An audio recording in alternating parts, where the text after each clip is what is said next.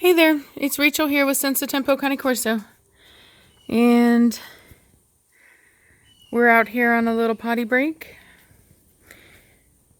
And I wanted to talk to you guys about a question that I have received in regards to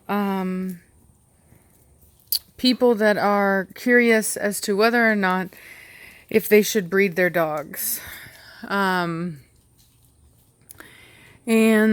I think that ultimately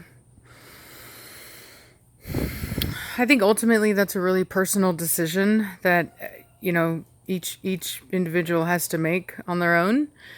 I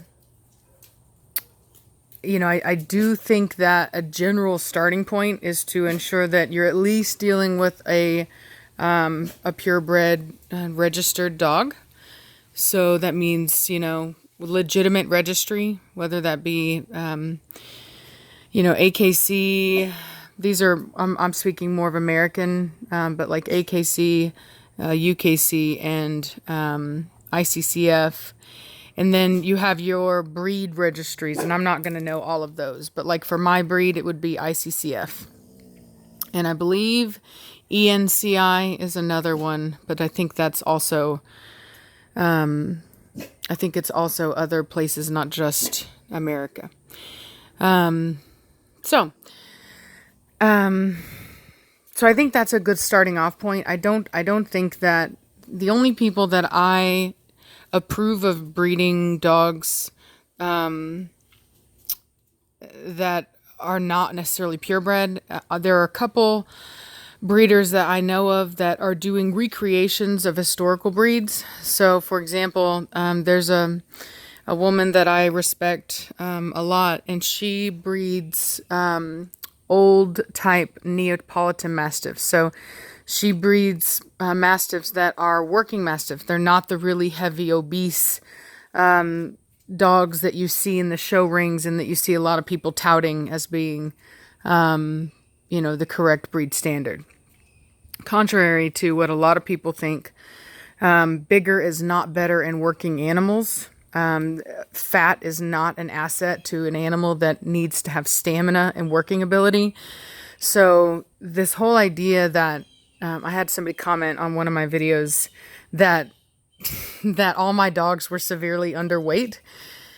If you can't see the bones of a dog, then it's not severely underweight. If you can see muscle tone in a dog, then it's obviously not underweight, because the body will eat muscle. If you look at any woman who's anorexic, you'll always see that their body is in the shape of their bone structure, and that's because they don't have any muscle.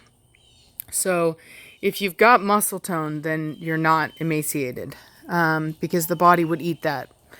So there are people that say, oh, they should be bigger than that and this and that. And that is just such a horrible misconception made by people who don't really know anything about dogs. And it's unfortunate for the breed, because that's why you hear about hip dysplasia so bad in large breed dogs. It's not so much the genetics of the dogs. It's, that is a problem, but that is not the, I would say, the main reason. And that's why if you look at any legitimate studies on hip dysplasia, you will see that, that more than half, if not more than, seriously, stop. That more than half of all cases, preacher, go, back up, go, no, back now, back. That they all dogs that have hip dysplasia benefit from weight reduction. Shh. You will be quiet. That's what you will do. Cashmere? Shh. Cashmere? Shh.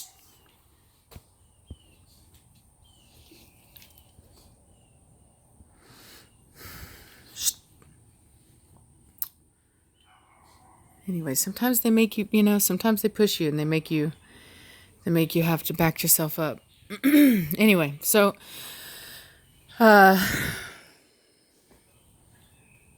I hate it when they do that, because then I always lose track of what I was talking about. Oh, big dogs, right? So, big is not always better. Obviously, it's not always better. And if you just go what I advise to anyone who wants to know the truth, because that's what I wanted to know.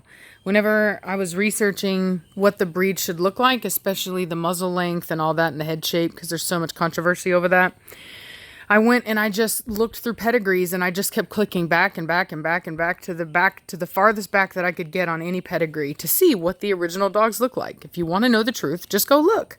There's lots of pictures.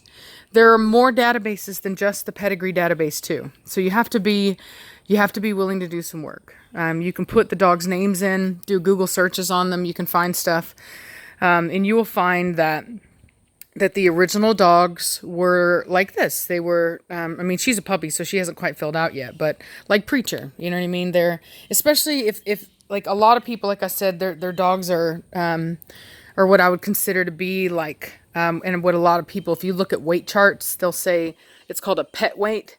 And so that's where it's like, it's kind of like a woman who's like not really in shape, but she's like not really fat either, or a guy, doesn't matter, either one. But you're just, it's like you're not big enough to be called obese. It's kind of like thick, right? Like, and so thick isn't necessarily a bad thing, but it can be for dogs that are made to be light. So sight hounds, greyhounds, things like that don't benefit from being even the slightest bit overweight because they are just not built to be that way. It would be like an overweight cheetah. It's just not, they're meant to be fast and agile. So it'd be, or even a better example would be a fat thoroughbred. If you went and you raced a fat thoroughbred, it's going to injure itself because they are not designed to carry a ton of weight on them. So these are things to think about. This is not the original Neo-Mastiff. No matter what somebody tells you, there is photographic evidence to prove otherwise. All right. Now I will say that even the original Neo-Mastiff wasn't as big as the ones they're breeding today. So that's also something to keep in mind. So don't believe the hype. Do the research for yourself. Figure that out on your own. Now back to whether or not you should breed your dog or not. What I say is, you need to know the history of your breed, first of all. And you need to know whether or not your dog is a good example of the breed. Does your dog benefit the breed at all? Is it going to make the breed better? Those are starting off questions. And the other thing is, well, does your breed have inherent health problems? Have you tested for those to make sure that you're not carrying on those negative genetics that are going to end up bringing the breed down? Those are important, right? Like Preacher's hips have been tested. His hips are in the top 5% of the breed. So, so that's, and I will say that hip testing wasn't an issue until show breeders got involved. Okay. It used to be the way you knew if your dog was good or not is that you would work it. You'd work that dog. You'd take them out and you'd just have them do their job, and they could either do it or they couldn't. They'd either break down or they wouldn't. And that's how you knew. And I do the same thing with mine. We go on very long hikes that most people would say to never take your dogs on. I think people have seen that with my puppies here. I've done it with both Blondie and Midnight, where we'll go on, probably about a 4-mile hike on a day. And we don't run. It's not like always uphill, but it's a definite hike. And no, Tennessee, no, do not eat the fence. No. You're being a bad girl. I see you. No. No. Go. Right now. Go. No. Nope. See, she's going to be tough. She's going to try to get around me. She's very stubborn. So anyway, so if you work your dog, I honestly, I'll give you an example. The people that I bought Preacher from, they do not health test their dogs. And the people that bred Preacher's parents don't health test their dogs either. And, but the thing is that if you know how to identify good dogs in the same way that people get paid a lot of money to identify good racing horses, it isn't it isn't that hard if you know what to look for. It's just not. The reason it seems complicated is there's a bunch of people that really don't know about dogs breeding them. And it's easy to do because dogs are so small and compactable. So it's not like a horse, you know? And it's not like horse racing where there's a very clear line of success or failure, right? There's just not. There's dog shows, and contrary to popular belief, dog shows do not do anything other than determine that a dog was, in a person's opinion, a better representation of the breed standard than the other dogs that were entered in the show at the time that that dog was showing. And when you're dealing with a rare breed like this, that often, especially considering how many people show in general, because a lot of people can't stand the community. So if you think about that, it's actually a very small percentage of the population that these animals are actually competing against. So it's really not, once you actually get into the metrics of it all, and you start looking at how many dogs are shown versus how many dogs are out there, you really start to see that that being a champion in a dog show really doesn't amount to much. So, having said that,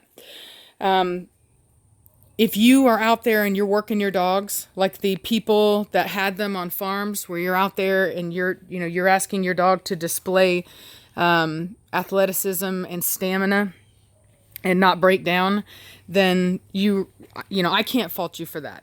Okay, I can't, because it is a method that works. But if you're not going to do that, then you definitely need to health test your dogs to make sure that they have good attributes to carry on.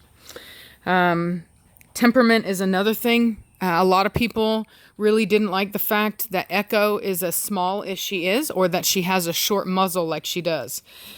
I personally do not care. I'm not a show breeder. So having a pretty face is not more important to me than having a dog that has a traditional working temperament. Her mother herds and does a very good job doing traditional work. And that to me is just absolutely more valuable. And so, of course I'm going to go with that.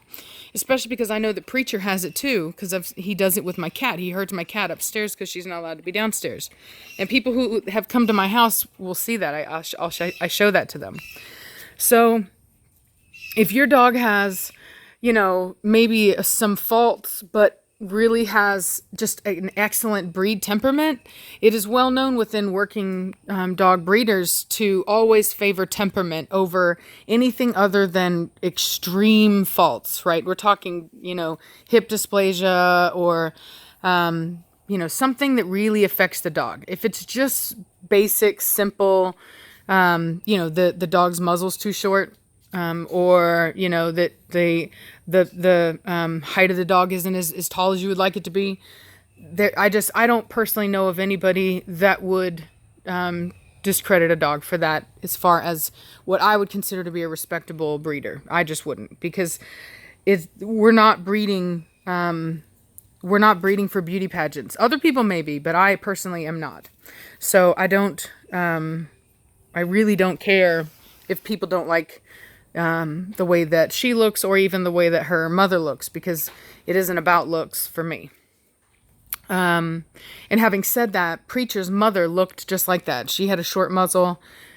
She had what they would consider that boxer face or whatever. And it's all you're seeing is a breed that hasn't had people that have been consistent about breeding breed type. So there are some people that breed for certain things, and other people breed for other things, and it's just not, there's just no conformed census on that, so you're not going to get that.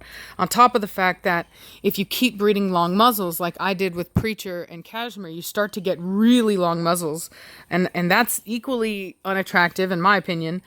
Like in the case of Blondie, a lot of people think Blondie's beautiful, but in my opinion, her muzzle is much too long.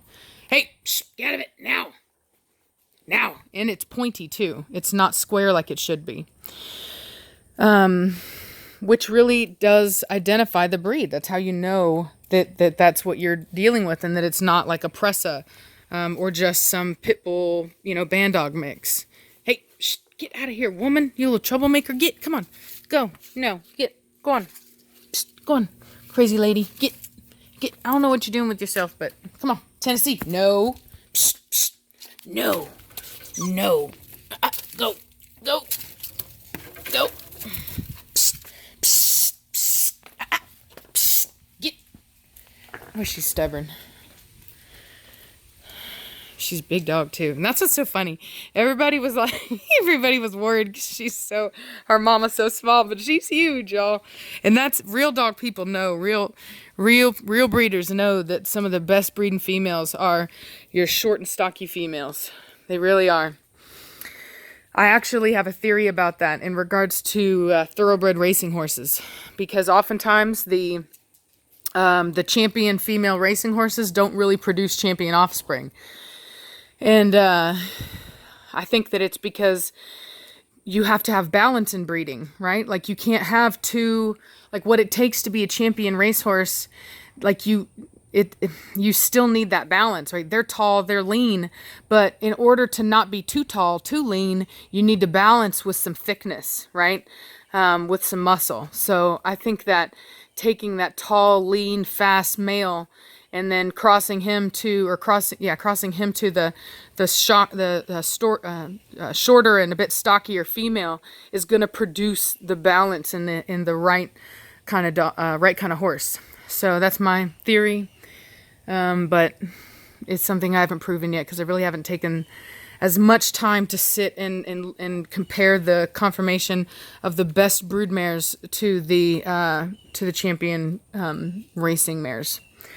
So anyway, I do know that it has a lot to do with statistics, as in studs are able to produce more offspring than mares, and therefore that means that overall they will be able to produce more champion offspring. However, having said that, notoriously champion female racehorses don't produce champion offspring, like not immediate champion offspring. So, and maybe that's because instead of breeding those mares to like really like stocky studs, they breed them to just like your tall, lean studs. So, like I said, that's just a theory. So anyway, so your dog needs to have, I'm sorry, I've been mumbling so much. So your dog needs to be able to have that, a great temperament, right? A temperament that is productive of the breed. The dog needs to resemble the breed, needs to be an asset to the breed, meaning that it's a great example, and it's like in every given group of animals, there's always those ones that kind of stick out, that are just the best. They're the ones that in a wild setting would be the top animals. Those are the ones that should be breeding, because that's in nature. Those are the ones that would be breeding. So you need to find those animals. If you don't have that animal, save up the money. If you really want to breed, then do it right. Save up and find somebody that'll work with you. Midnight. Do your research and buy a quality animal, okay? Go ahead and spend the money on a first or second pick so that you can do that, right? It doesn't mean you have to breed that individual you have already. Tennessee, no. Woman. And so anyway, because the truth of the matter is, breeding is a responsibility. That's how I see it. It is a responsibility. You are required, because you're taking over the job of nature and allowing the strongest of a group to breed. You're taking over that. And so in order to ensure that you don't get a bunch of disease and stuff in your lines, which unfortunately is what a lot of breeds have these days, you have to put your feelings aside. You got to put your ribbons aside, and you have to look at everything. If your dog is a champion dog, but it has hip dysplasia, you don't breed that dog. Okay. I've seen way too many dogs with hip dysplasia being bred, and they breed them to dogs that have great hips, but you're still pushing those genetics on. There's just you shouldn't be doing it. Okay. You shouldn't be doing it. It's just laziness. So, and people might get mad at me for saying that, but I really don't care. It's just laziness. So, quit. It is a responsibility. You shouldn't be doing something that wouldn't be allowed in nature. Quit it. Lay down now. All the way down. Cashmere, all the way down. I said all the way down right now. Everyone needs to be quiet. Preacher, back up here now. Hustle. Get back up there now. Go up there and sit down. Sit down. You stay. I don't want to hear it. You're giving me problems. That's what you're doing. You, sit down with your daddy. Sit. Yeah, she's going to be stubborn. Sit down. Sit down, woman. Stubborn girl. Stubborn girl. I'm not singing to you. I kind of am, but not really. Sit down. Sit. She's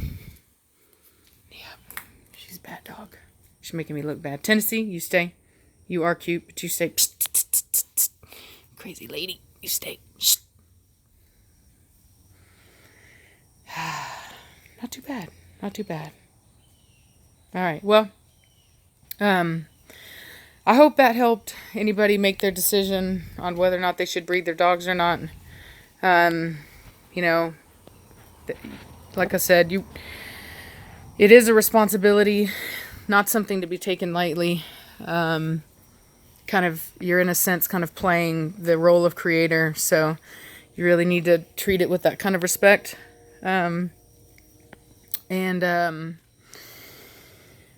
Make sure you're at a time in your life when you can actually, do something like that and do it right. And then of course you also need to think about, like, for example, how many breeders are already breeding that particular animal. So, like I used to breed pit bulls, but I got out of it because everybody was breeding pit bulls.